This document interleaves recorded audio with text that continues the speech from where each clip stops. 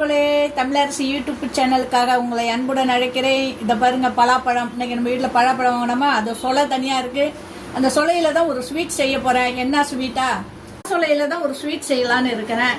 எல்லாரும் எங்கள் வீட்டில் இந்த ஸ்வீட் வந்து பல தடவை செஞ்சுருக்கிறேன். எல்லாரும் விரும்பி சாப்பிட்ருக்காங்க. அதையே தான் உங்களுக்கு நான் காட்டுறேன். எப்படி செய்யறேன்னு காட்டலாம். இந்த பாருங்க, 15 பீஸ் எடுத்துக்கிறேன். நம்ம வீட்டில் ஒரு 8 பேர் சாப்பிடணும். 15 பீஸ் எடுத்துக்கிறேன். அதாவது போய் பாருங்க, 15 பழம். உங்களுக்கு எவ்வளோ ஸ்வீட் வேணுமோ அதுக்கு தகுந்த மாதிரி செஞ்சுக்கிங்க. எனக்கு 15 பழம் போதும் நான் நினச்சி நான் செய்கிறேன். நம்ம ஒரு வேளை தானே, சாப்பிட்ட உடனே ஃபினிஷ் பண்ணிடலாம். இந்த பாருங்க, பாக்கி பழம் இருக்குது. அதை என்ன குழந்தை எப்படி வந்து சாப்பிட்றான்னு பார்க்கலாம். இந்த பழம் வந்து பழத்தை கட் பண்ணி வச்சுருக்கேன். அதில் வந்து ஒரு 15 பாதாம் சேர்த்துக்கிறேன். சேர்த்துட்டு இதை மைய அரைக்க வேண்டியது. மிக்சியில் அரைச்சாச்சு பாருங்க.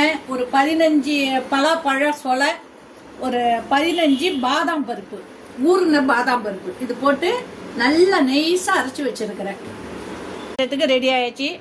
ஒரு அரை ஸ்பூன் நெய்யை ஊற்றுவோம். 10 முந்திரி பருப்பு அதில் வறுத்துடலாம். ஃபஸ்ட்டு நல்லா பொன்னிறமாக வறுத்துடுவோம்.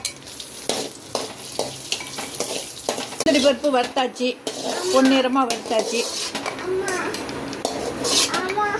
ஒரு ஸ்பூன் நெய்யை ஊற்றுங்க. ஒரு ஸ்பூன் நெய்யை ஊற்றி அடுப்பை சிம்மில் வச்சுக்கணும். ஏன்னா நம்ம பழத்தில் தான் செய்கிறோம். அடுப்பை சிம்மில் வச்சுக்கிட்டு 2 அந்த நெய்யில் 2 ஸ்பூன்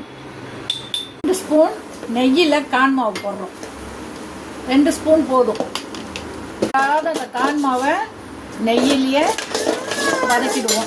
நெய்யிலேயே கான் மாவு பிடிச்சா இதில் நான் 15 பழத்துக்கு இந்த இதில் ஒரு அளவு சர்க்கரை போட்டிருக்கேன். ஏன்னா பழமே ஸ்வீட்டு தான். அதனால் இதை வந்து அந்த நெய்யிலையும் சர்க்கரையிலையும் அப்படியே மெல்ட் ஆகட்டும். நம்ம தண்ணியெல்லாம் எதுவும் சேர்க்க போகிறது இல்லைம்மா, எதுவும் ஊற்றலம்மா. அந்த கான் மாவு நெய்யில், ஒரு ஸ்பூன் நெய்யில் வறுத்துட்டு இந்த சர்க்கரையை போட்டிருக்கேன். அவ்வளோதான். சர்க்கரையே மெல்ட் ஆகிடும். நம்ம எக்ஸ்ட்ரா எதுக்குமே அல்வாவுக்கு தண்ணி ஊற்ற வேண்டாம்.